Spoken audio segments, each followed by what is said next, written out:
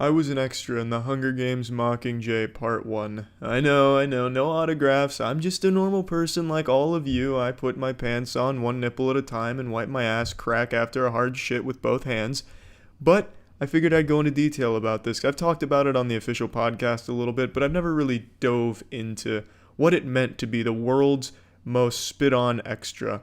When it comes to being a useless extra in a movie, I'm the cream of the crop. I'm the cream supreme. Does that mean that I'm the best actor in the entire world of acting? I like to think so, but on paper, no, absolutely fucking not. So this story starts like every other good story, every other fairy tale. I had just drained my nuts at a hard jerk-off session, and that's not a joke because I genuinely did jerk off. And in that like brief 5 or 10 minutes of just pure euphoria where you feel like you know everything in the universe, like you see the strings that hold it all together, I decided, you know what? I want to pursue some acting. So like every 21st century man, I turned to Google and I was looking up open casting calls and found one for Hunger Games Mockingjay Part 1. It was in Atlanta, and they wanted headshots and full body shots shirtless.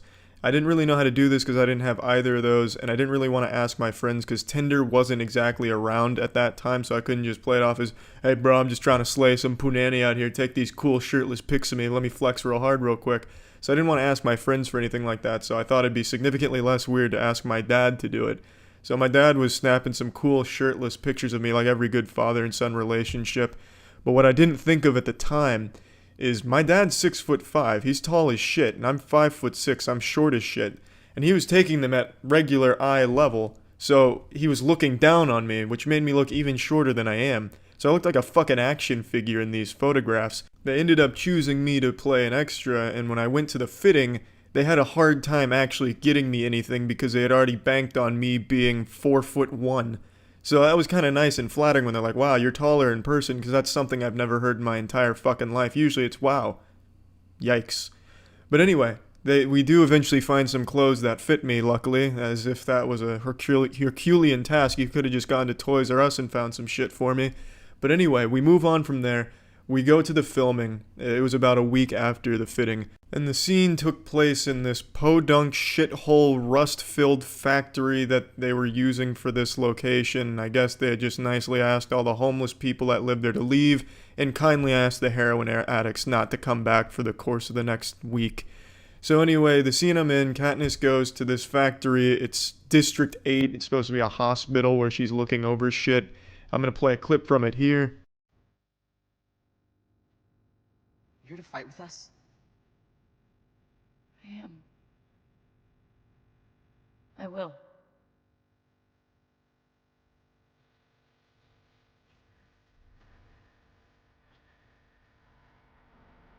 Here I played just a helping hand, some goofy goober who had no clue what he was doing but was supposed to be caring for a burn victim.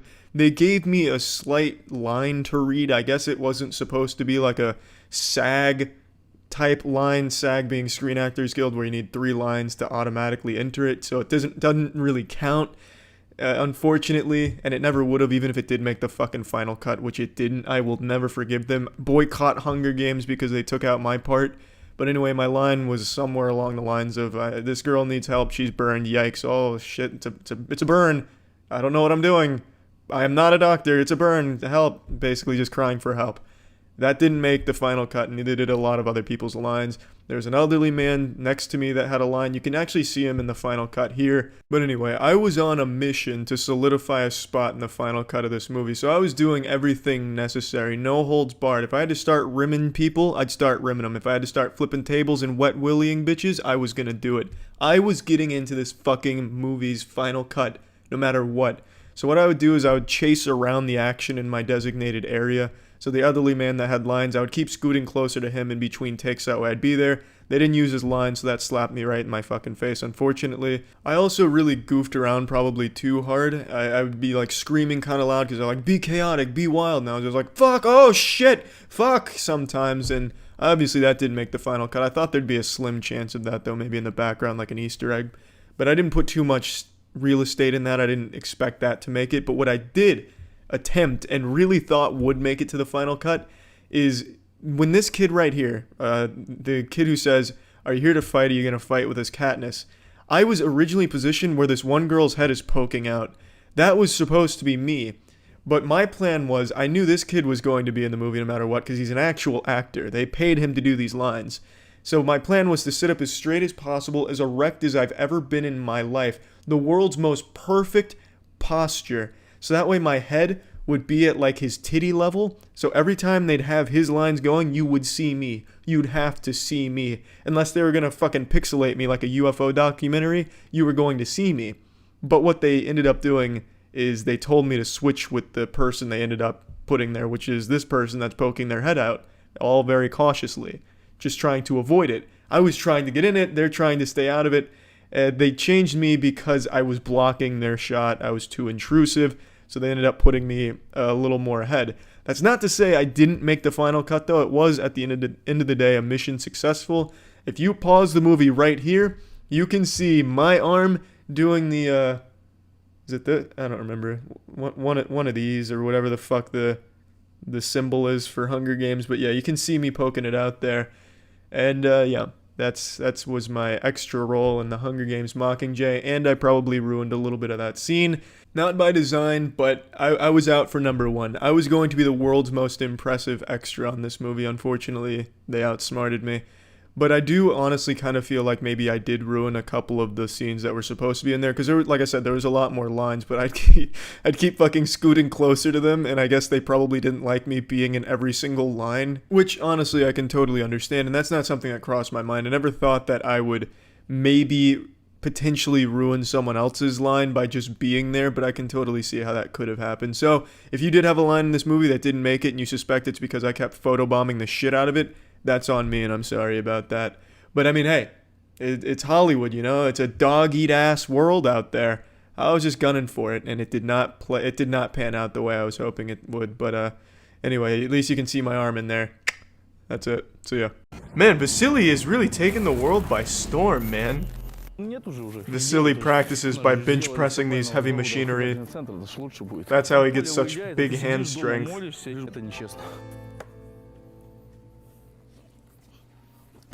Why even use an axe? Just slap the wood. So he's gonna slap the holiness out of Jesus Christ? Yeah, I don't know why this guy's going up against Vasily. This is quite a mismatch. David versus Goliath. You know Goliath lost, right? No, actually, I didn't finish that chapter of the Bible manga. Oh, he does not look like he's ever slapped. That was adorable. That was fucking adorable. That was a slap of admiration. That's like the slap your crush would give you in middle school. When she was like flirting with you. That was nice of him to take it easy. Oh, that was cute.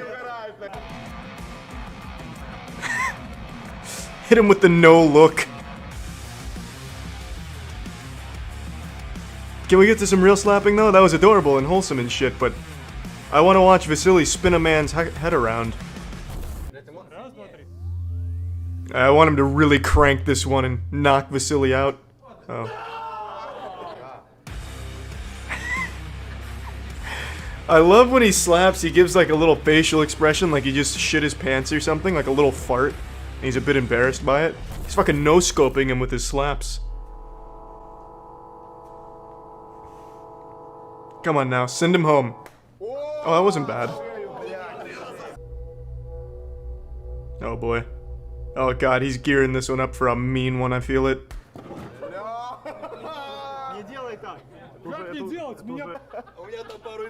Oh man, that guy is packing meat. Holy shit. That's a big boy. How did that skinny dude even get in this? Probably just ask. There's probably not a lot of people lining up to get their fucking head blasted off by Vasily. Oh, this is gonna be a stinker. Yeah, I called it. I could see it in the man's eyes. He wasn't committed. He knew it. That was like in One Punch Man, like when Saitama stopped his punch at the last second in front of Genos and he saw it coming. Death. That's what that guy just experienced, that lifeguard there. Oh, that's a schoolboy. Come on. That's not even gonna be close. Alright, Yasha, whatever. Thanks for the resub, Bright Crown. Did you write down an emergency contact before coming into the facility? You're gonna need it.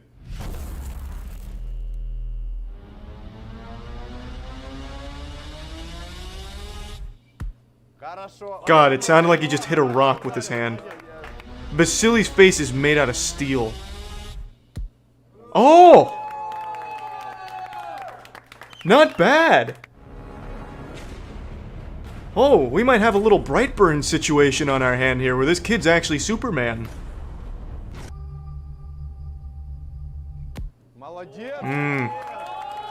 He may be able to take the punishment, but he certainly can't dish it. So we might have a stalemate. Oh! Oh my. Oh my. His head jerked around real fast at light speed. Like someone flicked a bobblehead. Ooh! He bit down on that. Nice.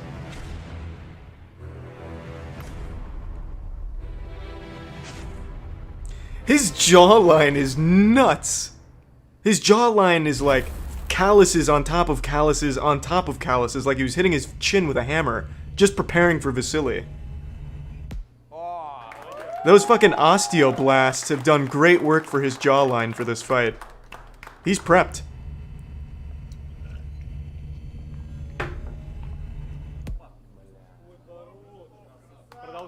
I'm super fucking impressed with Yasha. I wish this guy could slap a little harder. I'm impressed with his durability, but his slaps leave a lot to be desired.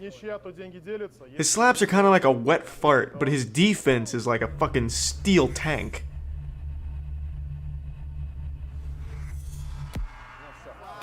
Really nice. He may have lost one of his molars on that, but god damn it, he didn't move. Man, these Russian choir boys are built tough. Good work, Yasha. Really good work. Does he get like a Boy Scout badge? I survived Vasily's palms. I went up against Vasily and I'm still in one piece. Did not shit pants. So 6 million ruples is $95,000. So 50,000 ruples is 6 cents. I don't know. I'm not doing the conversion. How much is that? Oh! It's the villain from last season! Do they have any slapping machines at the gym to train with? And there's the pussy from earlier. Do some hand exercises like squeeze tits. 6 reps of honker squeezes for 10 sets. Get ready. I've been chewing on Jolly Ranchers and broken glass, training my cheeks to be stronger to take the impact. I literally eat wood 3 times a day, just so my jaw is in tip-top shape. What's the point in all of this muscle mass if you're not gonna slap someone with it? To be fair, slapping celebrities are now bigger than a lot of sports celebrities. At least in terms of internet recognition. Probably not financially. But more people know Vasily Kamatsky than they do the quarterback for the fucking Buffalo Bills or something. Josh Allen? Who? Can he even slap? Yeah, he can throw a football. Cool. Guarantee he wouldn't last 5 rounds with Vasily in the octagon here.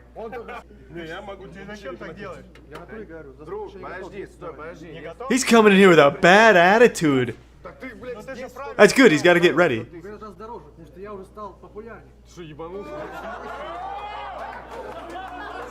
To be fair, I wouldn't want to fuck with Sergey though. At that point I'd just be like, alright fine, I got an extra 5 ruples somewhere.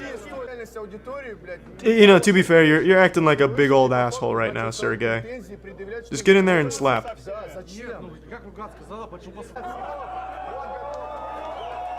Holy shit! Holy shit, it's the man that ate Popeye the Sailor Man. Where the fuck did this guy come from and why didn't he go against Vasily? Is this a new hero in the anime?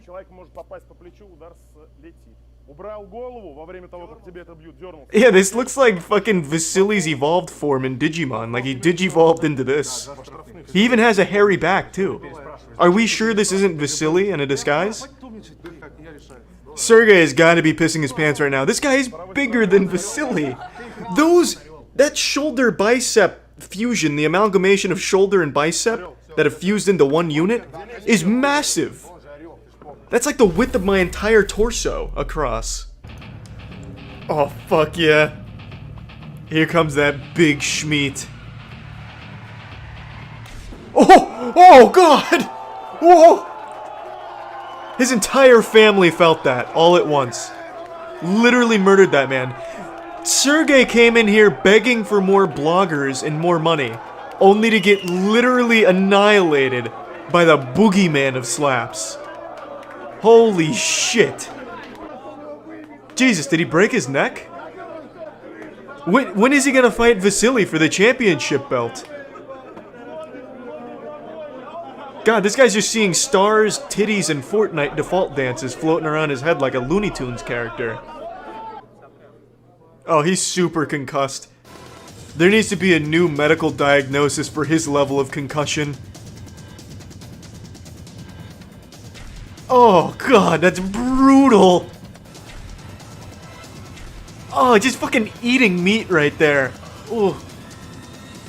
He fucking packed that in there medium rare.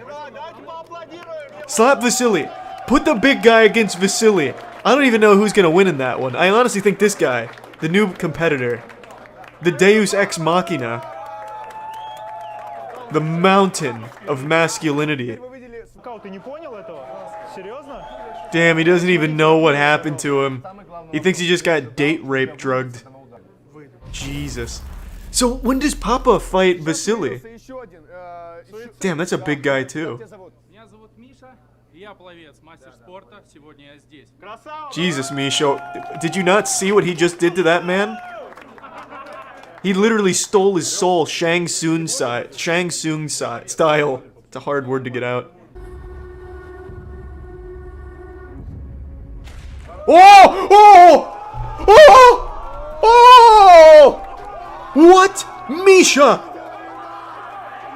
What? I was just singing this man's praises, literally jerking off to hentai of this new guy, and then here comes another new guy, Misha.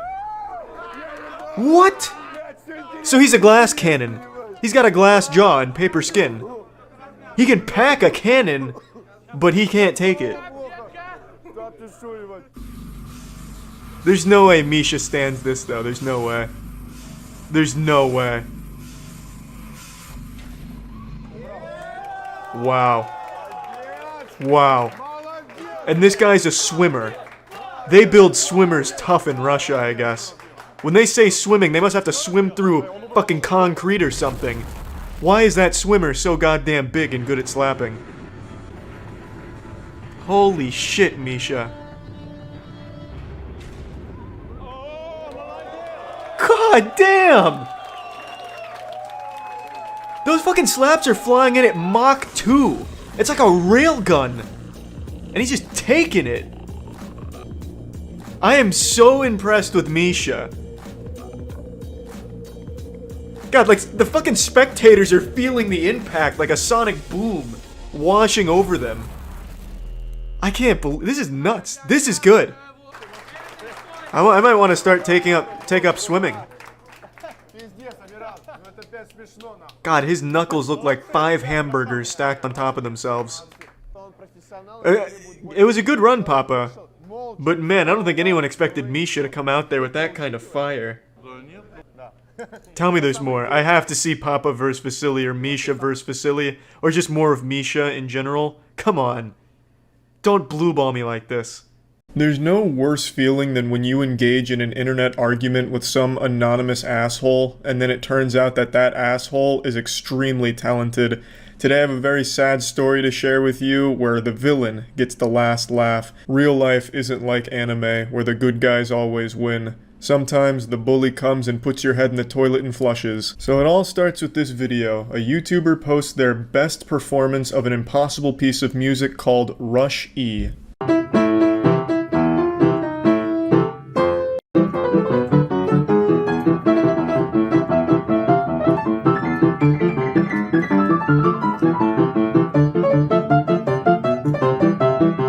Now, obviously, I'm a fucking Neanderthal when it comes to piano. I don't know anything about any major pieces except from, like, your big ones like Mozart and Bach. So I had never heard of Rush E before, so I did a little research. Rush E was actually a song created as a meme that is quite literally impossible for any human being to play. And I don't mean that as like it's extremely difficult, I mean it is genuinely impossible. You would need 15 fucking arms, and even then you would struggle. Let me go ahead and show you where it started, the genesis of Rush E.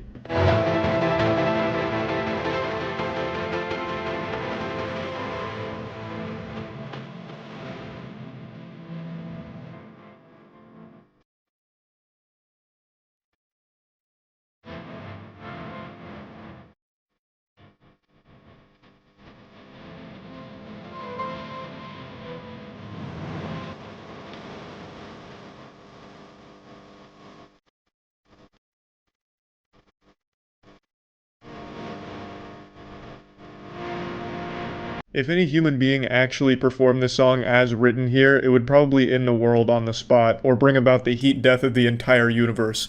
It would signal Armageddon. It is quite literally an impossible piece of music that was made to be a joke. However, some piano players on YouTube tried their best to kind of change it around a little bit, mess with the arrangement in order to make it almost possible to play on the piano, which is the video I just showed you there, which is giving a very spirited attempt at making it happen. And I thought it was very good. Of course, I'm not a piano expert by any means, but most people that watched it also agreed that it was extremely impressive what he was able to do. And this spawned an argument in the YouTube comments. YouTube comments are the cesspool of the internet. It is absolutely fucking deplorable down there very often. But in this comment section, it was overwhelmingly positive. But just like everywhere on the internet, there has to be that douchebag that comes in and shits on everyone's fun, just ruins the entire positive atmosphere of everything. They drop their pants and goatsy themselves and just makes everyone feel worse. Their presence making everything more negative. Keep in mind, this piece is literally impossible to play. You saw it. It looked like a Toho bullet hell game. But that didn't stop some enlightened Redditor from demanding perfection. It actually comes from this comment, which is a very nice comment from a guy named Just a Guy Who Likes Hentai. He says, "How can you dislike this? I don't see anyone else actually playing this." You know, that's just a very wholesome thing. Like, this is so good, I can't imagine someone not liking it. It's just being nice, Obviously, there's going to be people that don't like it, but it's just a very encouraging comment. But it summoned a demon. A piano-playing demon named Fanshin. Fanshin replies to that comment saying, "Probably because it was mediocre, no offense." Yeah, no offense, buddy, but you just fucking suck and you should be embarrassed that you posted this video. It actually made me physically ill. I puked and was so offended by your awful mediocre playing that I broke up with my own girlfriend in protest. This isn't constructive criticism. I saw a lot of people defending this saying he was just offering criticism or answering the question. No, he's just being an asshole. There's nothing constructive about this. You just saying that it's not good without saying like where they could improve isn't really constructive criticism. It's just you being a douchebag. And obviously he wasn't genuinely answering the question in the comments of how can anyone dislike this, because it wasn't a real question. It was just an encouraging statement. It's like when you get told a story like, "Can you believe my parents got divorced?" And then your friend responds with, "Yeah, I can, because your parents are fucking selfish sluts." It's like, well, I wasn't actually asking you if you can believe it, It's not like a real question. It was just a supportive comment. So there's really no justifying being a douchebag here other than just being a dick. So then the guy responds saying, "Was it? I'd like to see you try. So come on, give us an awe-inspiring performance." Spoiler alert, he would soon regret issuing this challenge. Fanshin responds, "Oh boy, you will embarrass yourself. I'll show you what a good performance of this piece sounds like." To which the hentai fan says, "Then do it, stop talking, and do it." Now, 10 times out of 10 on the internet, when some anonymous asshole makes statements like this, you don't expect them to follow through on it.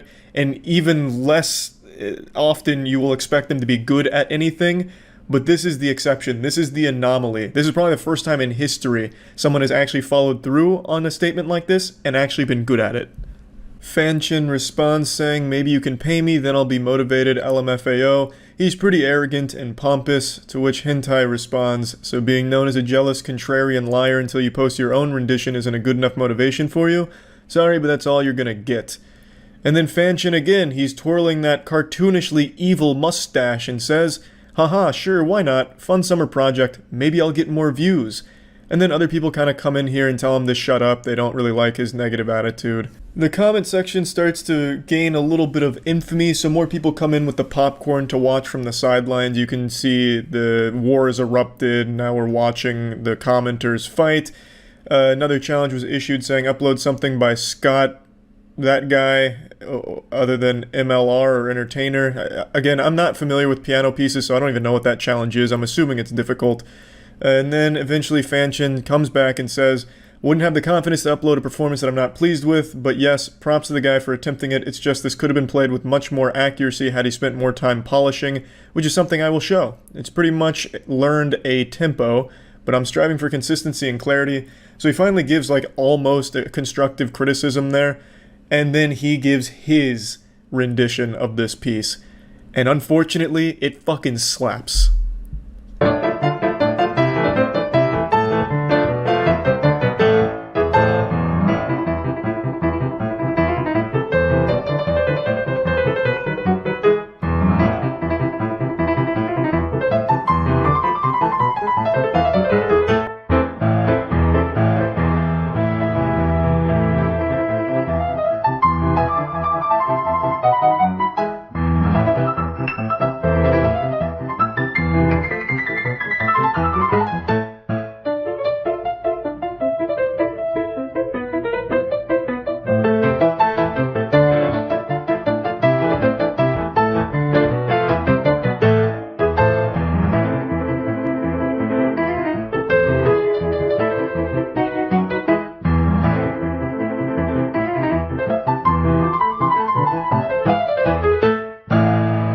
Yeah, I wouldn't be surprised if the hentai guy deleted his channel after that. I mean, it's unlucky that the guy that he was arguing with was the only person on the internet who happens to talk shit anonymously and be able to back it up with real talent. You really hate to see that. You hate to see an anonymous internet asshole turn out to be really good at something. That's a horrible feeling. I know when he watched this video, like when he dropped the video, he was probably still so confident, like, yeah, this is gonna fucking blow. And then he started listening, and as his erection grew, he felt more and more shame. Hentai guy was just sitting there stewing in anger, like, fuck, he's actually good. Damn you, curses! Because, I mean, that's how I felt, and I wasn't even involved in the argument. But I think this also illustrates an extremely important point. No matter how talented you are, it can be overshadowed by a shitty attitude. A lot of the comments here, and even in the Reddit thread, were just kind of saying the same meme of pretty mediocre, no offense.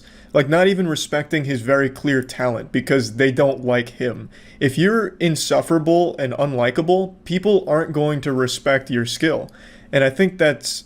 Now, granted, it's not everyone because the video is still overwhelmingly liked, but it could have been a truly positive experience had he just gone about it in a much better way. Like, you know, this wasn't the best rendition of the song, but I do appreciate the effort that went into it, and in fact, it inspired me to want to learn it myself. And then he drops this video, and then, you know, that's a lot better, I think, and you'd have more people on your side as opposed to just people brushing off your extreme level of talent here because you were an asshole in the comments to someone that was just proud of their own rendition of the piece. Like, his arrangement of this is like a custom arrangement, obviously, because you can't play it as written. His arrangement is extremely solid, and his performance is unreal. Like, absolutely unreal. And to have that just thrown to the side because he was super unlikable is a real shame, I think. So, I mean, this was a pretty wild experience because I've never seen this before. Like I said, 10 times out of 10, when you're arguing with someone on the internet anonymously, that person behind the keyboard's usually a coward that doesn't really have a lot going for them. But in this really rare instance, that anonymous guy was a fucking piano prodigy. So yeah, I just wanted to share this with you all. That's about it. See ya. Hello there. Today we'll be taking an educational look at the species known as DoucheTubers. The DoucheTubers phylum consists of members that possess no soul, no morals, and no creativity, and definitely no entertainment. In this phylum, you'll find members such as the Rice Gum and the Paul brothers.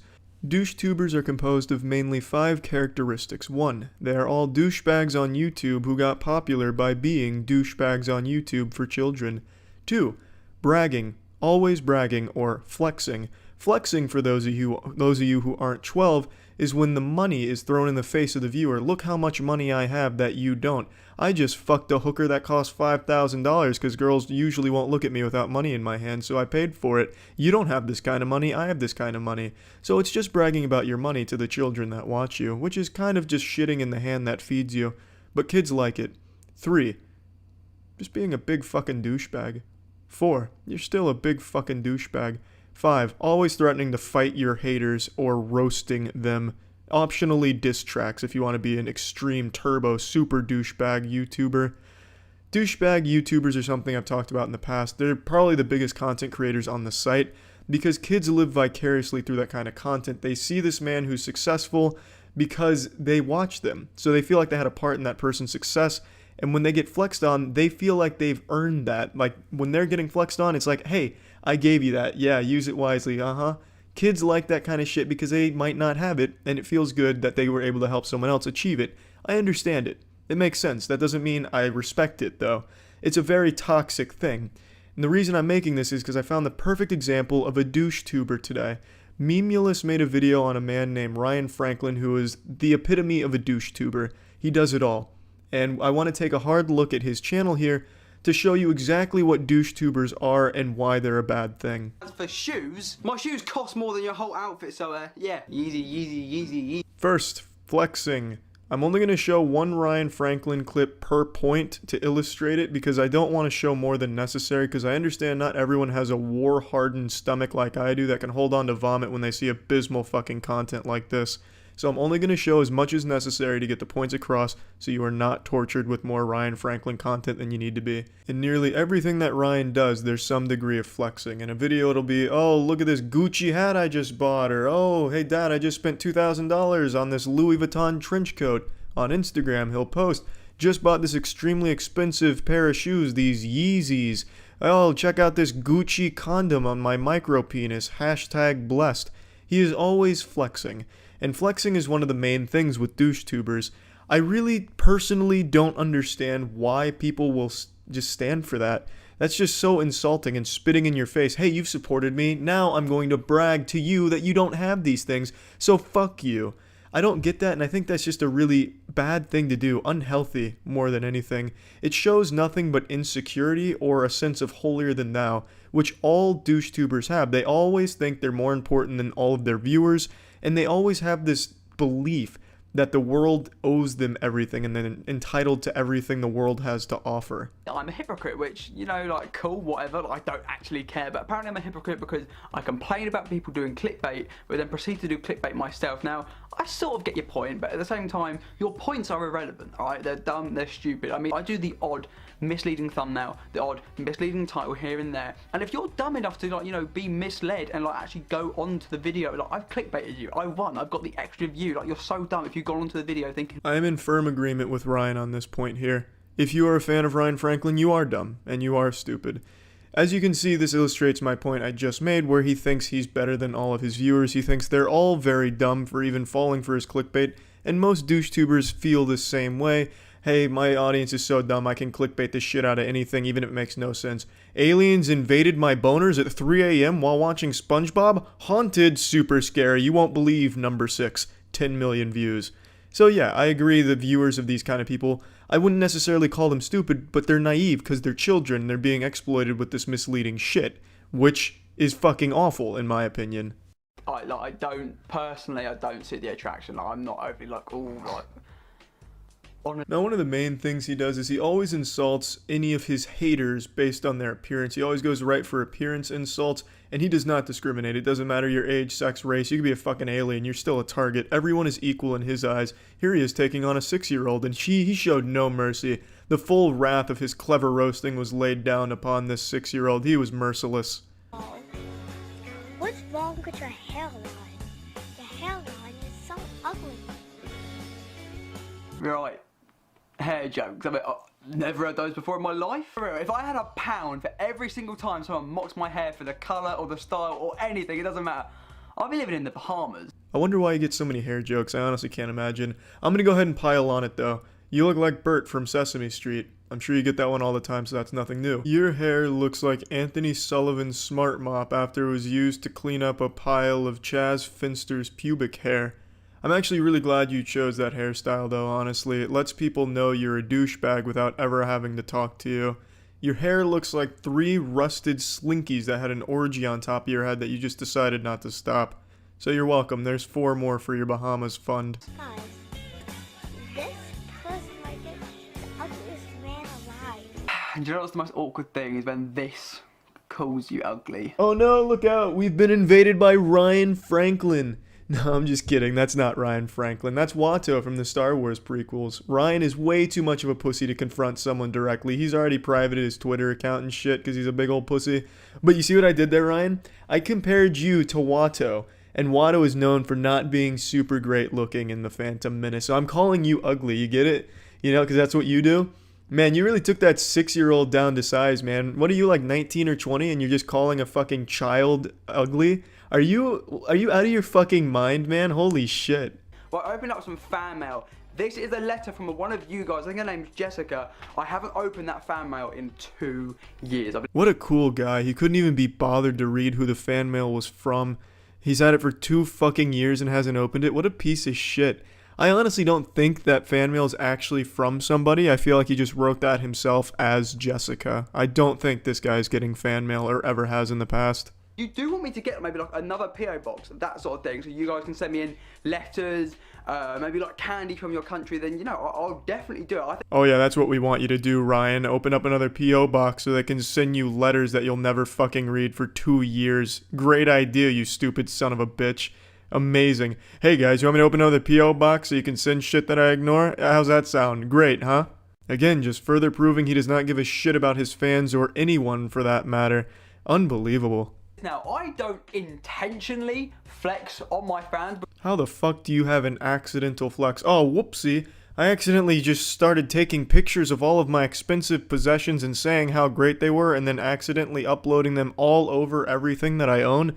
Damn, what a silly mistake. I mean, there's no correcting it now. It's already out in the wild. Shit, I'm sorry, guys. First one was a joke to Ruby Roo, because obviously during the summer I made a few videos on her. And yeah, the video's done well in terms of, you know, views. Got me money, okay? So I was doing a joke, like that tweet is a joke. Like the whole Yeezy thing. It's a joke. You don't realise, actually, like, I feel that I'm quite misunderstood. I said this in yesterday's video. This is always the fleshlight these douchebags start to use once it starts backfiring with all of their douchebaggery and bragging. Oh, it's just a joke. I'm just playing a persona. Ha ha ha. I'm not really a huge insufferable asshole. It's just a joke. Lighten up, guys. But it's very clear it's not a joke, because none of it's done in a comedic way or anything entertaining at all. It's just being an asshole. Jokes on you guys, I'm not really an asshole, ha ha ha ha. If you have to keep reiterating that it's a joke time and time again, maybe it's not a good joke, or maybe you're the joke. It's just fucking silly, because it's very obvious to anyone that you're not kidding. You're just being a douchebag. Now, this was a National Geographic look at the DoucheTuber, and I hope you've all learned something about this abhorrent species. I really have no respect for these kind of people at all, and hopefully you're walking away with this knowledge and also forming an opinion that, hey, maybe these aren't great people that I should be letting either my kids or my brothers and sisters that are young watch, because it sets a bad example for them. It really does. 100%. That's it. See ya. How did my whole speech about how I need subs to get the stream going if you like the content, blah, blah, blah, how that results in 0 subs? There are regulars here. $5 a month. How do you have hours of time to watch me and not $5? I don't know. What are you doing with your life where you have hours of time to watch Twitch and not $5 to provide for the content that you're watching? Because it's like people just really really don't respect me as a content creator. Well, this Parasite's right about one thing. Nobody respects her as a content creator. Now, I'm not going to mention this streamer by name because I'm pretty sure she loves negative publicity. She does fucked up shit all the time just to get her name out there. She subscribes to the idea that all publicity is good publicity, but fails to realize that when you as a person are your own brand and rely on people liking you for money, having a negative public image literally fucking ruins you. And this one is definitely bigger than she anticipated because no one likes someone this shamelessly greedy. She is a streamer who runs political talk shows, but the majority of the stream is spent begging and shaming people into giving her money. And it's some of the most pathetic shit I've seen on Twitch, and I've seen a lot of pitiful, sad shit on Twitch. I saw a man finger his butthole for a $20 donation on Twitch, and I still have more respect for that than I do her. At least him sticking his fingers in his asshole was more fun than all of her streams combined. And somehow him putting nearly his whole fist in his chocolate starfish was still classier than any of this girl's streams. At least he had the decency to not shame the viewers into giving him $20 for sticking fingers up his brown balloon knot. He wasn't on stream going, hello, you broke cheap-ass viewers. I'm sitting here with my beautiful asshole goat seat into the camera, and nobody's giving me $20. My speech about giving me $20 and I'll finger my asshole didn't give me any money. What the fuck is wrong with you? He was very simple about it. He's like, you know what, $20 and I'll finger this asshole right here. You don't have to do it, but if you do, I'll fucking finger myself. And that's how it went. She's over here making a whole song and dance about it, making everyone just feel fucking uncomfortable, and she feels so entitled to their money, which she absolutely doesn't deserve. She provides no value whatsoever. You might as well just flush $5 down a toilet. That's more value than giving it to this girl. Expecting blah, blah, blah. Like, how are you consuming this free entertainment? Like, how do you think free entertainment is available to you? It's because other people actually provide money so you can be a cheap ass. That's it. Other people provide money because they're generous and they see like a thing that they want to support, a form of entertainment they want to support, and then you leech. But that's the reality of it, period. Period. If you're watching Twitch as a non-donating, non-sub, you are leeching. Does that mean that you should feel bad about it? I don't know. But the reality is that you are leeching. Such a laughable sense of entitlement, especially when she has no talent at all. Also, she's not making $0 from viewers that watch her for free. Twitch itself places an ad at the beginning of your stream, so when someone clicks on your stream, you're getting money just from that click. And I'm pretty sure she plays ads throughout her streams, which also gets her money from viewers that aren't donating or subbing to her. So I don't know why the fuck she thinks she possibly has the right to complain about not getting an extra $5 from people that either can't afford to or just don't want to because she isn't earning that $5. And she absolutely isn't earning that $5. All she does is insult the chat. She doesn't provide anything at all of value, and I'm pretty sure she hates streaming and only does it to just try and get money out of viewers or guilt them into giving her money, which is super shitty. I'd say 95% of all streamers, myself included, I stream daily on Twitch at twitch.tv/MoistCr1tikal. Come stop by if you want to put a few extra inches on your penis.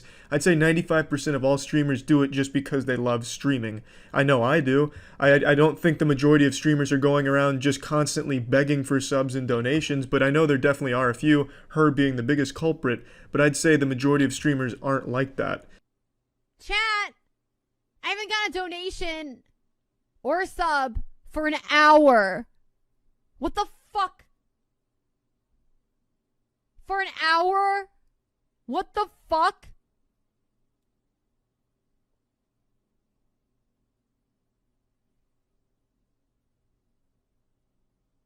An hour when I fucking working for free? What the fuck? What a horrible, embarrassing perspective for someone to take on something like this. She has the worst possible attitude. I'm not going to go into her disgusting past. She's done a lot of really fucked up shit and said some fucked up shit. But just this perspective of hers that she is so adamant about, where if you are not paying her, you are a piece of shit. She calls you names, she calls you out by your screen name if she sees you're not subbed.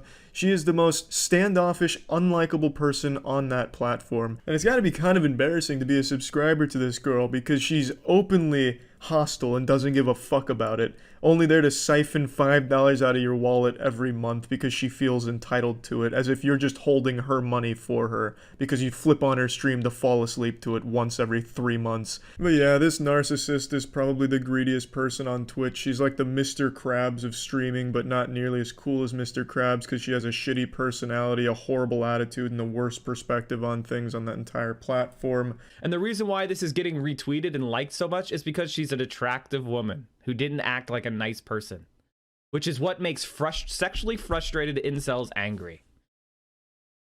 Woman not acting, woman out of her place, me mad. Yeah, this hero decides to make it an issue about her being a woman, despite the fact that that is irrelevant to why people don't like it. It's because people don't like someone that says shit like that, and it is that greedy and that disrespectful and that entitled. It has nothing to do with her being a woman. But this guy's trying to score some of those brownie points.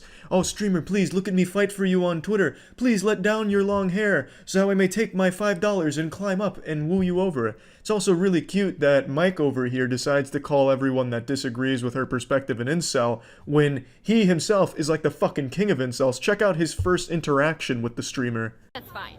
I think that's fine. So if a guy pays for my tab. I think they. I'm getting your attention. I feel like I touched like a vampire touching holy water. Can I help you? I think they want to go in. Okay. Whoa there, Mike. I think you made her a little too wet with that alpha energy.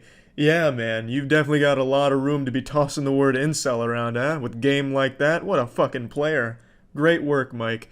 There are people sticking up for her, of course. Buyer's remorse. They've already paid for the subscription, and now they feel like they need to justify it to everyone in the world. Like what you like who you like. It's totally fucking fine. But there's very clear reasons why people don't like what she said that have nothing to do with her being a woman, Mike. It has to do with her attitude and her disrespect and that sense of entitlement that she thinks everyone has to fucking pay her to watch her, and then she guilts them into it and shames them and makes them fucking feel bad and attacks them for it, which is wrong, Mike. It's just fucking wrong, and it's shitty. It's a bad look and it's pathetic. But anyway, yeah, that's about it. So yeah, it's not often I like to spend a lot of time and play around in the pig pen when it comes to internet beef. I usually like to put that beef on a taco and just eat it one time, and I don't think there's any reason to go back for seconds. Typically, the cycle of life works. I'll make a video on something or someone, make jokes about it, talk about it, and then that person will respond with their own jokes, saying their own piece, and that's that. That's proper internet drama etiquette. That's just a beautiful thing, the way the Lord intended. I don't usually like to go back and respond to their response. It just seems highly unnecessary and feels more like milking a situation than actually like making it entertaining or just generally talking about something. Of course, I have done it in the past a few times where it really feels like it's an important situation and one that I really do need to respond to again, or if it's just a highly wild one and I just have that little devil on my shoulder that I can't persuade otherwise and it forces me to make yet another video about something silly. But usually I steer clear of it, and today is one of those special cases where I am going to be responding to someone's response. 2 days ago now, I made a video on a self-proclaimed super wealthy guru who was talking about how he could take your girl because he has so much money, and if you make less than 10K a month, you shouldn't go to the gym. You're a fucking idiot if you go to the gym. It was just really embarrassing stuff, and I was just pointing out how silly and stupid all of it was, just making fun of him. And he didn't take too kindly to it, so he put on his extra small big boy pants and said, "Alright, bub, so you want to tussle with the lack of muscle? I'll challenge you to a fight." So he made a fight declaration to me to, like, box me. And this is the main reason I'm talking about this goober again. When you challenge someone to a fight because they made jokes about you, I feel like you lose on the spot because all you're showing is that the jokes hurt your feelings. They got under your skin. So now you're coping with this defense mechanism of, I'll beat you in a fight because of what you said. And I feel like that's just the ultimate fucking L. Now, let's walk through this hypothetical. Let's say I took up the malnourished Martian on his fight offer and he beats my ass. He brutalizes me somehow. He takes his McLaren out and he's like, "Get a load of this, tough guy," and he starts wailing on me. What does that change about everything I've said about him? It's all still the truth. All the jokes are still applicable. It's just never fully computed with me because it always comes across as even whinier and more pathetic, at least in my eyes. And I'm sure the reason he's doing it is just for the sake of soaking up as much attention as possible. He makes it very clear in the beginning of the video that he's doing all of this for views, so I have no doubt that's the play. But what if I was to accept his offer?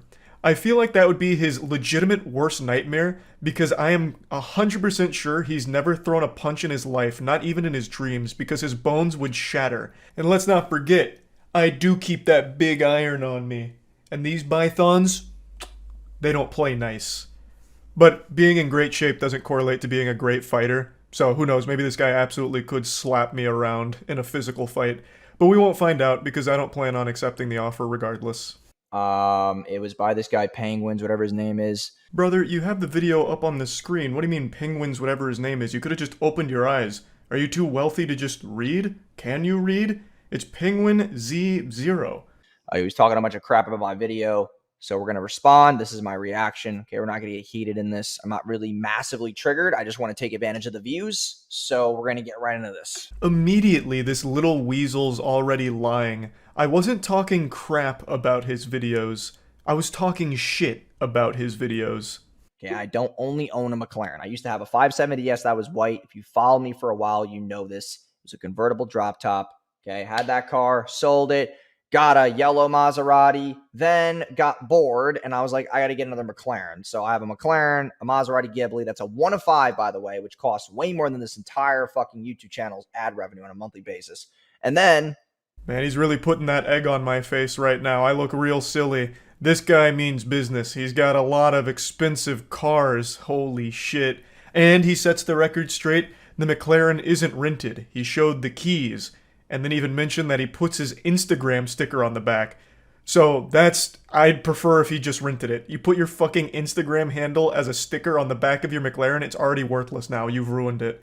I literally post this thing all around. I have my Instagram sticker on the back. People have seen the videos all over. You can't rent that every single day. Okay, so this part pisses me off because he says the name wrong like 8 times in a row. It's not McLaren, it's McLaren. Okay, so that's how we know this guy doesn't really have a lot of status. He doesn't understand these things. Well, you can't argue with him there. That is a bulletproof case he's presented. I wasn't pronouncing it to his liking. I wasn't saying McLaren, though. I was just saying it fast. McLaren, McLaren, McLaren, McLaren. Like, it's not a hard word to pronounce. I don't know why he's trying to nitpick that. But anyway, I don't need to go through this with a fine-tooth comb. I'll show you the creme de la creme here. I'll give you the climax where he mentions the boxing match with me. The funny part is that I don't need to be in shape. And you know what? I'm going to make this statement in the video. We should do a boxing match with him because he does not. I'll box this guy. I'll do something with him because I guarantee you he can't outrun me in a mile. Okay, I can still, to this very day, with the amount of times that I don't work out, I can still run a 6-minute mile, maybe 5.5-minute mile. Whoa, stand back. We got ace athlete out here who could beat me in a race. Which he absolutely could, I have no doubt about that. I can count on 2 fingers the people I can beat in a foot race. 1, a toddler that hasn't learned to walk yet, so he can only crawl. And 2, a 90-year-old that's using a walker. Everything else is going to be a close match. Though I don't know what running has to do with boxing. The two don't really correlate. They're very different. But anyway, the boxing offer. This is what I'm saying. I find that to just be completely worthless. Like, that has nothing to do with anything I was saying at all. If I was making the claim that I could beat his ass, then that boxing challenge holds a lot of water. Then that holds a lot of weight. I was just making fun of him. I've just always said, like, if you challenge someone to a fight because they hurt your feelings, that's an embarrassing look for you. It'd be a very different story if I was the one instigating, like, oh man, this guy, I'd beat his ass all over the place. I'd beat him like a drum. Then him challenge me to a fight's like, okay, he's stepping up. Now, am I going to follow through on what I was saying? And then it's on me, and then I look like a bitch if I don't. And I feel like that's not a super hot take, because usually it's a fight fire with fire. So if you're getting insulted or you feel insulted because of the jokes, you insult back or make jokes back. And that's the accepted battle terms. For an example, Uwe Boll. Terrible director, used to make a lot of awful films, but his big shtick that made him a legendary clown is he would challenge his harshest critics to boxing matches. Critics that insulted his movies, he would challenge to a boxing match and he became an absolute laughingstock, even though somebody once accepted it and lost. Uwe Boll was still the bigger joke, and in fact was even a larger joke after winning against this critic. He didn't look tougher, he looked even stupider. It's just one of those things where when you get offended and your defense is, I'll fight you for it, I just feel like it's a bad look. If I don't go to the gym, that doesn't mean I'm insecure. It means that I'm actually more confident in my body. I'm very talented in other areas. I don't need to have big muscles to be good or athletic at things, right? A lot of the things that we challenge ourselves with that we think that we can achieve are all up here. It really has not a lot to do with physical. I'm a marketer. I don't need to be massively fit, okay? I like to have all my stuff up here. Doesn't mean I have to go to the gym and be this muscle maniac. That this everybody's got their own preference. I think that it's a waste of time. I think it's a mounds of insecurity. This is the section where I was talking about his shaming of people that go to the gym and calling them fucking idiots for it. So he's immediately going off the rails into, like, lecture douchebag mode where he's like, well, actually, a lot of the obstacles that you encounter are mental, not physical. Like, that has nothing to do with anything right now. You're fighting some fucking ghosts. That doesn't matter. The whole point was, I even mentioned, if you're confident in your body, that's great. Why are you shaming people that want to look different than you do? You shitting on people who go to the gym, insinuating that they're poor and have no right to be there unless they're making more than $10,000 a month, comes across as bitter, delusional, and insecure. And for some reason, he tries to flip that around by saying, well, no, actually, going to the gym portrays insecurity. Like, the delusion is almost impressive. You're not even making any good points here. You're not even defending your stance very well. No one's forcing you to go to the gym. No one's twisting your arm like, hey, listen, Buster, get your ass in the gym. You don't have to. No one's making you. But why are you shitting on people that do? It's not a waste of time at all. It's not even a huge time commitment to get in good shape. An hour a day and then changing your diet around to make your health better? Like, it's not even this huge detriment that's going to lead to them being broke or anything.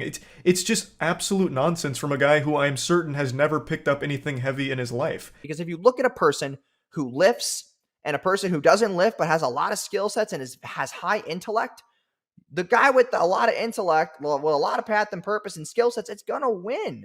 Just because you can lift things doesn't mean you're smart. It just means that you can just lift shit. I mean, it's like... So much useless drivel and cope for why he doesn't lift.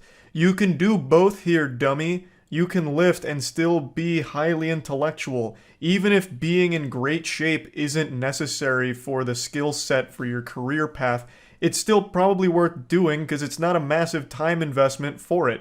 Lifting occasionally and eating better is not somehow going to ruin your chance of success and lead to you being broke and unable to find a career path that makes more than 10K a month or whatever the fuck you're talking about.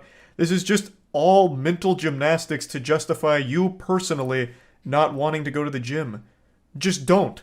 But I don't understand the point in shitting in people who do. It's just so weird. There's no excuse to why you can't make 10K a month. And honestly, life doesn't really start until $30,000 a month. I make a bunch of videos about this. I know a lot of people think this guy's rage baiting or playing a character, but I have good reason to believe that he is completely genuine. From everything I've seen from him, this really does seem to be the way he views the world. He proudly proclaims that life doesn't start till you're making 30K a month, and that there's absolutely no excuse for somehow making less than 10K a month. This is a guy who lost touch with reality long ago. It's not what I'm talking about as far as protected. It's not about the physicality. It's about the fact of the matter that she needs to feel safe and protected in a nice home with a good financial situation, be able to raise kids and be able to go out with her friends and still be the woman that she wants to be and have her own path and purpose. It's not about the physicality, okay? And also, if you make enough money, you get a security team, okay? Now, I don't have one, but all I'm saying there is that you use money to give you extra freedoms. So he made a point to say that if you're not making 6 figures a year, you need to break up with your girlfriend right now because he'll probably fucking steal her from you because he has more money, which means he can protect her and provide for her better than you can. He explains that the protecting thing wasn't about physicality, like physically being able to defend her from harm. It was being able to give her like a big house and shelter and financial freedom to spend money to go out with her friends and raise a kid. Now, I live in the real world where you don't need 6 figures to be able to provide a safe household like that to afford those kind of good things. But he's out there in fucking Narnia, Fantasyland, where apparently you need 6 figures for that. But regardless, what really stands out to me is his last claim, where when you're making a lot of money, you get a security team. That was a huge red flag. That sounded the alarms, the sirens blared that this guy is most likely a fraud and pretending he is fake. We, at our warehouse, actually did look into hiring a full-time security team for the property. It is an outrageous expense. From all of the research I've done on his media company, I can neither confirm nor deny if his claims are accurate about it generating 9 figures for his clients. The only place that's spouting those numbers are his websites, and he has fucking 3 of them. One of them hasn't been maintained in the last 3 years. All it does is drip feed fanfic about his upbringing, as well as 404 when you try and look up anything else about it. And then underneath a documentary he made where he sucks his own dick, it's just this giant white page, just this void of emptiness. So there's no good information there, but on his other 2 websites, he does have claims that it's 9-figure generating. But as he mentions in his response, that doesn't mean he's worth 9 figures. From all of the numbers I can find online, and I always take these with a grain of salt, his net worth is between $3 to $6 million. If those numbers are even close to accurate, he himself couldn't afford a full-time security team. He lives where I do, in Florida. If you wanted to hire just one full-time bodyguard for a property or whatever, you are looking at an expense of roughly $150K for one person. That's not even a full team. He would run out of money in like 2 years, perhaps. So it, to me, seems like he has no fucking clue what he's talking about. He's making it sound like this is a common purchase people start making when they start getting a lot of money, when it is not. This is something that's reserved only for like the highest income individuals or actual large businesses. To me, this really just feels like he's pretending. And making more than 10K a month doesn't enable you to magically protect her better. if you see how he edits the video right there, he trimmed it because he knew what he was about to say was stupid. That's the only time where he trimmed the video, where he cut it. Because he knows that he was about to say that it's not important to make 10K a month when I know damn well with 12 million subscribers, he makes more than $10,000 a month. It's hypocritical for him to say that because he has things behind him right now that, from what I can see, they're not cheap things. This is a big gotcha moment from him here. An astute observation. He noticed a cut, but then falsely claims it's the only one I made. Bro, I make cuts in videos. This isn't all just one take. Sometimes I actually do get videos in just like one full fucking take, but usually I don't. I'll fumble words, and that's when it gets cut, and I'll go back and explain things differently, say something else entirely. It's all very normal. I actually just did it. I'm not sure if you noticed. It's not uncommon. In a live stream, I can't do that, so yeah, all of that's one take. But, I mean, you're in the space, right? Like, you have to know how video editing works and video making. I don't know why he's trying to catch me on a cut and assuming that I was about to say that making 10K a month isn't important. And it's also not hypocritical either, if I was to make that point. You don't need to be making 10K a month to be happy. You just simply don't. Your whole personality is money. I lived the majority of my life without even imagining $10,000 a month, and I was happy then too. Just as happy then as I am now. It's not a necessary, absolute must-have thing, and you're not a failure if you don't get $10,000 a month.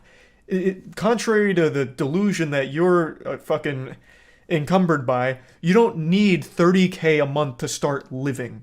You don't. Like, I can't believe anyone actually thinks that way. What an outrageous claim to make. So, I wasn't going to say that, but I'll say it now. You don't need 10K a month in order to go to the gym, to have a loving relationship, to provide for your girlfriend, protect her, have a happy life, have happy kids. You don't ever need to breach 10K a month to reach that level. It's not a bad spot. I don't need a massive house with 18 fucking bedrooms with nobody to vacate them. That's a stupid financial investment, okay? The car is not, because the car is for marketing. The car is something I enjoy. Houses are stationary. They don't move. Cars move, and I have fun with the wind in my face.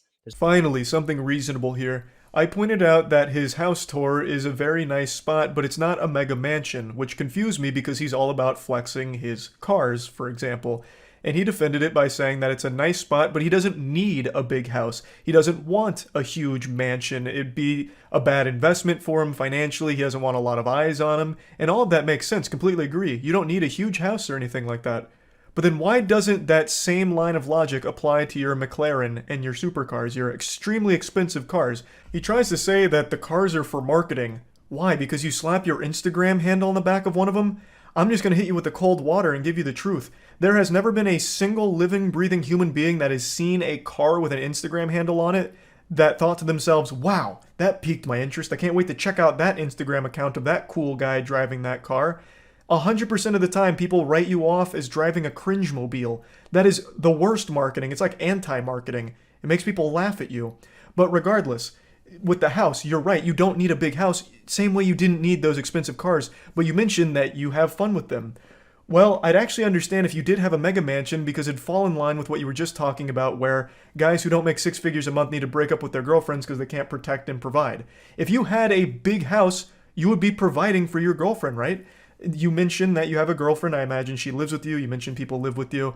Wouldn't getting a huge house pretty much be exactly what you preach? You're giving her a great place to be protected in, provided, afforded luxuries, raise a kid in. Like, that falls more in line with what you're saying than owning these worthless supercars. Like, that feels like it should be so much further down the list of priorities for your money. Now, I completely agree. You don't need a big house. But what you're not recognizing is that the way you're living your life in terms of, like, your house is exactly what I and everyone else with a brain is saying. That you don't need 30K a month to live a happy life. You don't need 30K a month to start living, as you claim. You are in a house right now with your girlfriend and whoever else that people could afford without 30K a month, and you are happy. And I imagine they are happy as well. So the life you are currently living contradicts the one that you are preaching about. You are living a lifestyle that is not 30K a month. You are living something that people can live right now without even coming close to that. And yet you're shitting on them if they don't reach it and shaming them for not making that kind of money. It's hypocritical. I would argue. I just wanted to mention that because I found it to be the most interesting component here. I ended up going through more of the video here than I planned on. I just found the whole thing to be just kind of fascinating in a way, so I just wanted to talk about it a little bit, and that's about it. See ya.